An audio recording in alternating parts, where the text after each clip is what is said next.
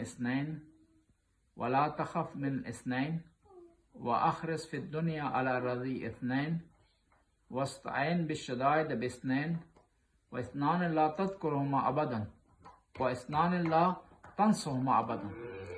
مولا دو چیزوں کے بارے میں، دو چیزیں ہیں جو آپ مثال کے طور پر انہیں نہ بھولیں، دو کو بھول جائیں، دو سے ڈریں، دو سے نہ ڈریں.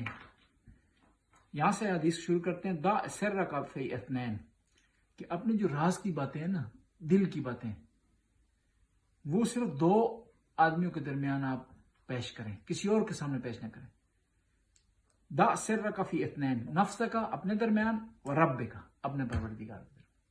یعنی دل کی بات آپ جو ہے نا، راز کی بات جس سے کل کوئی فائدہ اٹھائے آپ کو نقصان پہنچائے، وہ صرف اپنے پروردگار کے درمیان اور اپنے درمیان رہنے دیں. پروردگار تو دیکھ رہا ہے نا، اس کو تو پتا ہے، اور اپنے انسان کو بس چیزیں انسان کو صرف اس کے پروردگار کو پتا اور انسان کو اپنے آپ کسی اور کو نہیں پتا.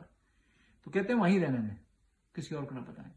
ممکن ہے یہ آپ کی راز کی بات کسی اور کو پتہ چلے تو آپ کو رسوا کر دے، آپ کو نقصان پہنچائے. ولا تخف من اثنین، مولا فرماتے ہیں دو چیزوں سے نہ ڈریں، الرزق والموت. رزق نہ ڈریں، رزق کو دینے والا. اپنی طرف سے کوشش جاری رکھیں لیکن اس کے لیے پریشان نہ ہو، اس کے لیے ٹینشن نہ لیں. اپنی طرف سے کوشش کریں وہ رزق دے گا. رزق کا ذمہ اس نے جو ہے وہ کیا. اور اس طرح قرآن میں نا من یتق اللہ، کہ جو آدمی اللہ پر توکل کرتا ہے، یرزقہ من حیث لا یحتسب، اسے ایسی جیسے رزق دے دیتا ہے جہاں سے وہ گمان بھی نہیں کر سکتا. والموت، موت سے بھی نہ ڈریں. موت آنی ہے ایک دن، یہاں آئے، پاکستان میں آئے، کسی اور جگہ پر آئے. موت سے ڈرے نا. اور موت سے کون سا آدمی نہیں ڈرتا؟ جس کا حساب صحیح ہے، جس کی ساتھی باتیں کلیئر ہیں، اس نے حق حقوق ادا کر دیے ہیں، اس نے جو ہے خدا پر توکل کیا ہے، اس نے صبر کیا ہے، والدین کا حق ادا کیا ہے، اپنی اولاد کا حق ادا کیا ہے، ہمسایوں کا حق ادا کیا ہے. اس کو ڈرنے کی کیا ضرورت ہے؟ اور پھر ڈر سے موت پوسٹپون تو نہیں ہو جاتی، ڈیلے تو نہیں ہوتی. اس نے اپنے وقت پر آنا ہے. ڈرنے سے ڈیلے نہیں ہوتی، پریشانی بڑھ جاتی ہے. ہاں جو موت کے لوازمات ہیں، جو موت کا سفر ہے، اس میں جانے کے لیے جو چیزیں ضروری ہیں وہ اپنے پاس رکھیں. وہ اچھا کردار ہے، وہ اچھا اخلاق ہے، وہ اچھا جو برتاؤ ہے. وہ آخرت فی الدنیا علی رضی اثنین، دو آدمی کی اس دنیا میں رضایت حاصل کرنے کی کوشش کریں، ان کو راضی رکھیں. امک و اباک، کس کو راضی رکھنے کی کوشش کریں؟ امک و اباک، اپنے والد اور والدہ کو. اور جس کے والدین راضی ہیں اس کو پریشان ہونے کی ضرورت ہے. پیغمبر کے پاس لوگ آتے تھے دعا کروانے کے لیے، آل بیت کے لیے، تو وہ پوچھتے تھے آپ کے والدین زندہ ہے؟ وہ کہتے تھے ہاں زندہ ہے. کہا ان کے پاس جائیں دعا کروائیں. اویس کرنی کا اتنا بڑا مقام کیوں ہوا؟ کیوں کہ ماں کا کہنا مانتے تھے. آیا مدینے میں پیغمبر کا دیدار کرنے کے لیے، ماں کو حکم تھا کہ شام ڈلنے سے پہلے تم نے واپس آ جانا ہے. پتہ چلا پیغمبر سفر پر گئے ہوئے، اور اس طرح سے ماں کو حکم تھا، تو کیا وہ ماں کے حکم کو مانتے ہوئے واپس آ گئے، پیغمبر کا دیدار کیوں. تو خدا نے انہیں دعا قبولیت کا وسیلہ قرار دیا، اور ان کو سعادت نصیب ہوئی کہ وہ علی علیہ السلام کی فوج میں تھے اور شہید ہو گئے جنگ صفین میں. اتنی بڑی سعادت ان کو نصیب ہوئی. اور پھر جب دیکھیں پیغمبر کا دیدار نہیں کیا، پیغمبر واپس آئے تو پیغمبر کہتے ہیں مجھے آج خوشبو آ رہی ہے مدینے سے، مجھے میرے عاشق کی خوشبو آ رہی ہے. وہ مدینے میں لوگ بیٹھے ہوئے ہیں، سارے بڑے بڑے صحابی ہیں، حافظ قرآن ہیں، بڑے بڑے صحابی ہیں، قاری قرآن ہیں، لیکن پیغمبر ان کی خوشبو کو محسوس کر رہے ہیں. جو موجود ہیں ان کو اتنی سعادت نصیب نہیں ہوئی صحابہ کرام جتنی ان کو نصیب ہوئی. کیوں؟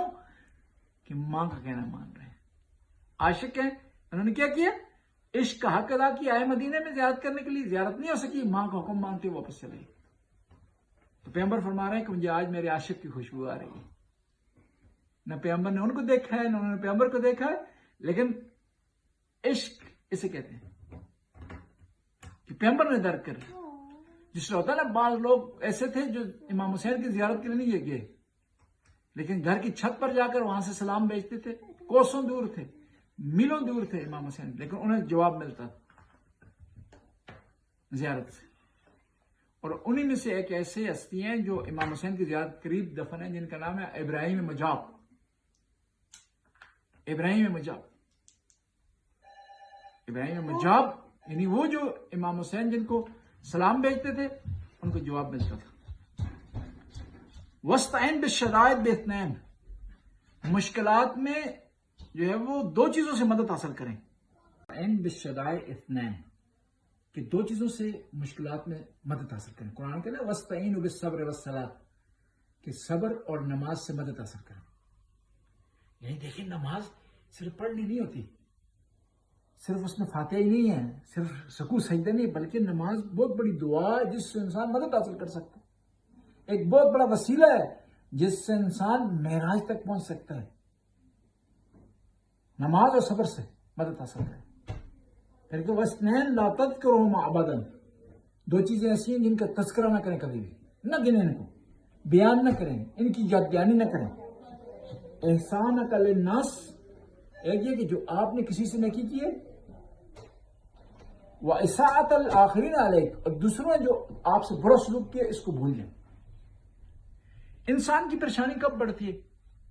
جب انسان دوسروں سے نیکی کی ان کو گنتا ہے اور پھر ان سے ریٹرن نہیں ملا، پریشان ہو جاتا ہے. ان کو کہتے ہیں نا مشہور ہے نہیں، نیکی کر دریا میں ڈال، نیکی کر کے بھول جائیں، پریشانی نہیں ہوگی. پریشانی تب ہوتی ہے کہتا جی میرے بیٹے نے مجھ سے برا کیا ہے، جی میری ہمسائے نے مجھ سے برا کیا ہے، میرے دوست نے مجھ سے برا کیا ہے، میرے جو ہے جس آدمی سے میں نے احسان کیا تھا اس نے برا کیا ہے. یہ تم بھول جائے گا پریشانی نہیں ہوگا. یہ جو گنتا ہے نا اور پریشان ہو جاتا ہے. اور ہمیشہ یہ یاد رکھیں گزشتہ کی پریشانیوں کو اپنی آئندہ کی خوشیوں کے لیے جو ہے وہ گنے نہ، چاہتے ہیں خوشیاں باقی رہیں. بعض کو لوگ خواہ مخواہ گزشتہ پریشانیاں گن کے اپنی آئندہ کی خوشیاں برباد کر دیتے ہیں. بس دو چیزوں کو بھول جائیں، جو آپ نے کسی سے نیکی کی اس کو بھول جائیں، اور کسی دوسرے نے آپ سے برا کیا نا اس کو بھول جائیں. اور یہ میں ہمیشہ کہا جاتا ہوں خدا نے انسان کو دو طاقتیں دی ہیں، ایک یاد رکھنے کی طاقت اور ایک بھول. اسنانک لا تذکرہما ابدا، دو چیزوں کو ہمیشہ یاد نہ رکھیں، بھول جائیں. ایک یہ ہے کہ آپ نے کسی کے ساتھ نیکی کی اس کو بھول جائیں، خدا کے لیے کریں نیکی. دوسرا کسی نے آپ سے برا کیا ہے نا، برا سلوک کیا آپ سے، آپ کو دھوکے دیے، آپ کو پریشان کیا، اس کو بھول جائیں. اسی میں کامیابی ہے. خدا نے انسان کو دو طاقتیں دی ہیں، ایک یاد رکھنے کی طاقت، ایک بھولنے. اور یہ بھولنے کی طاقت نا یہ بھی انسان کے لیے اچھی ہے. بالکل، ورنہ انسان جو ہے وہ گزشتہ کی باتیں یاد کر کے بار بار پریشان ہوتا رہے. کسی کا والد فوت ہو گیا، کسی کا بھائی فوت ہو گیا، اس کو بیان کرتا رہے گا، پریشان ہوتا رہے گا. نقصان ہو گیا کاروبار میں، اس کو جو ہے وہ بیان کرتا رہے گا، اس کو بار بار ریپیٹ کرتا رہے گا، پریشان ہوتا رہے گا. بس بھولنے کی طاقت خدا نے دی ہے اور یاد کرنے کی. لیکن ہم بعض اوقات اس کا غلط استعمال کرتے ہیں. جہاں یاد کرنا ضروری ہے تو وہاں بھول جاتے ہیں، جہاں بھولنا ضروری ہے تو وہاں یاد کر لیتے ہیں. دوسروں کی نیکیوں کو یاد کریں، یہ یاد کرنے کی بات ہے. دوسروں کی برائیوں کو بھول جائیں، ٹھیک ہے، یہ بھول کرنے کی. ہم الٹا کرتے ہیں، اپنے نیکیوں کو یاد کرتے ہیں، دوسروں کی برائیوں کو جو ہے وہ کیا کرتے ہیں، وہ کیا ہے، دوسروں کی برائیوں کو یاد کرتے ہیں. حالانکہ اس طرح نہیں ہونا چاہیے. دوسروں کی برائیوں کو بھول جائیں، اپنی نیکی کو یاد کریں، اس میں کامیابی. اور پھر اس سے بڑھ کر میں نے بعض کا لوگ دیکھے ہیں کہ دوسروں کی برائیاں ڈھونڈتے پھرتے ہیں، اپنی برائیاں نہیں ڈھونڈتے. حالانکہ دوسروں کی جو برائیاں نا جی یہ یقینی نہیں ہے. آپ کو پتہ چلا کہ فلاں آدمی جھوٹ بولتا ہے، آپ کے سامنے تو نہیں بولا اس نے، بالکل ٹھیک ہے، وہ شاید بولا اس نے نہیں بولا، لیکن آپ کو تو پتہ ہے نا آپ نے جو جھوٹ بولا ہے. آپ اپنے جھوٹ کو یاد کریں اور آئندہ کوشش کریں سچ بولنے کی کوشش کریں. اپنی نیکیوں کو بھول جائیں، اپنی برائیوں کو یاد کریں. اور یہ اپنی برائیاں یہ یقینی ہیں، دوسروں کی یقینی نہیں ہے، پتہ نہیں انہوں نے کی ہے نہیں. افسوس ہے جو یقینی ہے اس کو بھول جاتے ہیں، جو یقینی نہیں ہے مشکوک ہے ان کو یاد رکھتے ہیں. وَإِسْنَانَ لَا تَنْسُوهُمَا أَبَدًا، دو چیزوں کو ہمیشہ یاد رکھیں اور بھولیں نہ. امام علی فرماتے ہیں اللہ کو نہ بھولیں اور دار الاخر، اور کیا ہے، موت کو نہ بھولیں، آخرت کو نہ بھولیں. اور اللہ کو آپ یاد کریں گے، اللہ آپ کو یاد کرے گا. وہ کون یاد کرے گا آپ کو؟ وہ جس کے پاس طاقت ہے، جس کے پاس توانائی ہے، جو سوتا نہیں ہے، جس کو نیند نہیں آتی، جو ہمیشہ سے تھا، جو پاورفل ہے، جس کو عطا کرے کوئی اس کو روک نہیں سکتا، جس سے روک لے کوئی عطا نہیں کر سکتا، جس کو معاف کرے اس کو سزا دے نہیں سکتا کوئی، جس کو پکڑ لے اس کو بچا نہیں سکتا۔ جب اس کو آپ یاد کریں گے وہ آپ کو یاد کرے گا، جب آپ اس کو یاد کریں گے وہ آپ کو مشکلات میں یاد کرے گا، جب اس کو یاد کریں گے وہ آپ کو پریشانیوں میں یاد کرے گا، جب اس کو یاد کریں گے تو قیامت کے دن آپ کو یاد کرے گا۔ قیامت کے دن جب خدا آپ کو یاد کرے نا تو آپ کی پریشانی ہی نہیں ہے، کوئی ٹینشن نہیں ہے۔ آپ اس کو یاد کریں گے وہ موت کے بعد آپ کو یاد کرے گا۔